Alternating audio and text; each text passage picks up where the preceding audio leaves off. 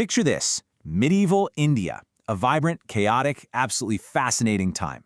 And in the middle of it all, there's this one voice that just sings through the centuries. A poet, a musician, a mystic. They called him the Parrot of India. And his story? It's all about two completely different worlds coming together in this beautiful, harmonious way.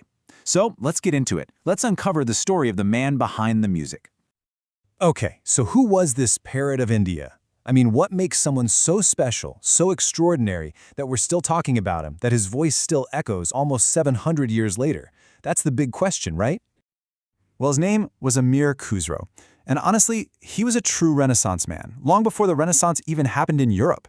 He lived and breathed the wild, vibrant energy of the Delhi Sultanate. And in a way, he didn't just live in that world, he helped define it. But here's the thing about Khusrow. His real genius, it was his incredible ability to build bridges.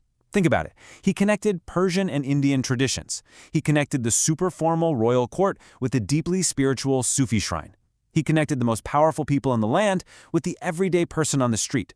His whole life was about creating harmony. And that's exactly the story we're going to unpack today. All right, so to really get who this guy was, we've got to go back. We need to understand the world that made him. So let's start at the very beginning, his early years. You know, his whole life story is kind of right there in his origins. He was born in India, but his dad was Turkish, and his mom was from an Indian family. So from day one, he was literally a living, breathing blend of two major cultures.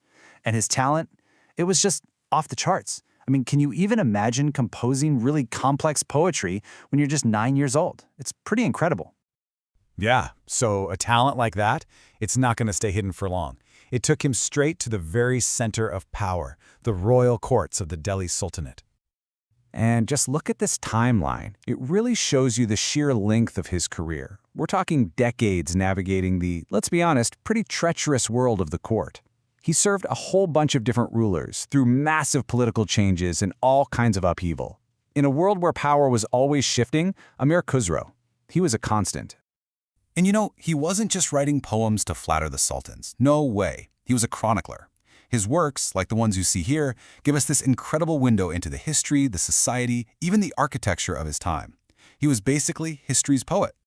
So this really gets to the core of his life. There was this central tension, right? On one side, you have the world of the court, sultans, power, history, all that luxury.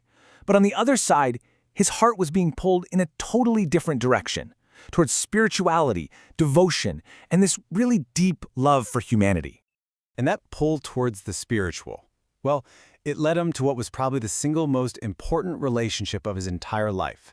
It was a spiritual awakening that would change, well, pretty much everything for him.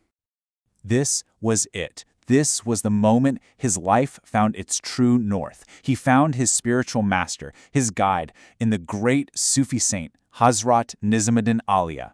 And this wasn't just, a teacher-student thing. It was this incredibly deep spiritual bond that was going to completely redefine not just his art, but his entire soul.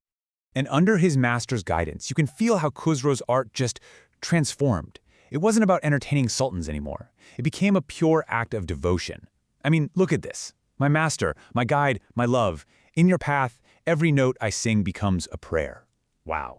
So through Sufism, he got this profound new way of looking at the world. He had this amazing realization that the very tools he'd perfected in the court, his poetry, his music, they could be used for something so much bigger.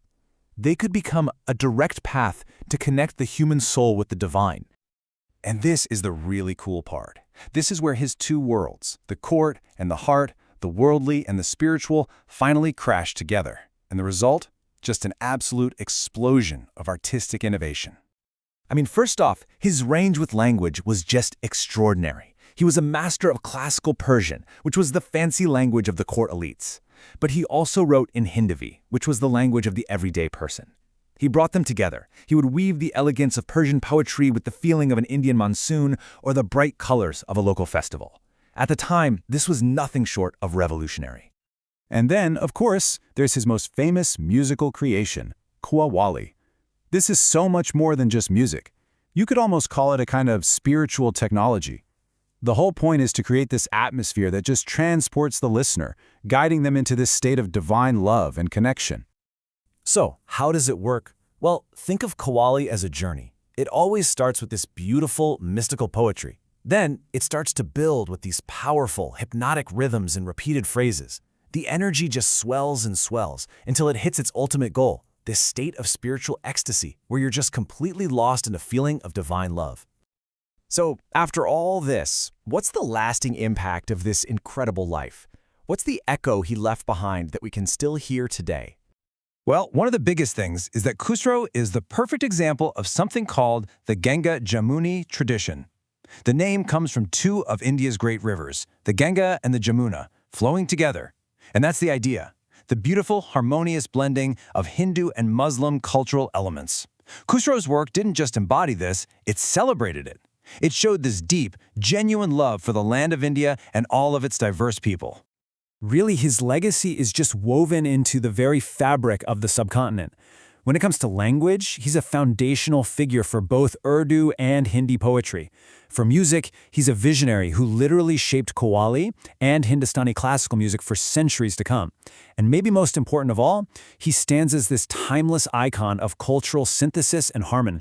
And the end of his life, it's just this final, really poignant act of devotion. When his beloved master, Nizamuddin Auliya, passed away, Khusrow was absolutely heartbroken. He died just a few months later and is buried right by his master's side. Their tombs are still there today, a symbol of that eternal bond they shared. And that connection, that spirit, it really does live on.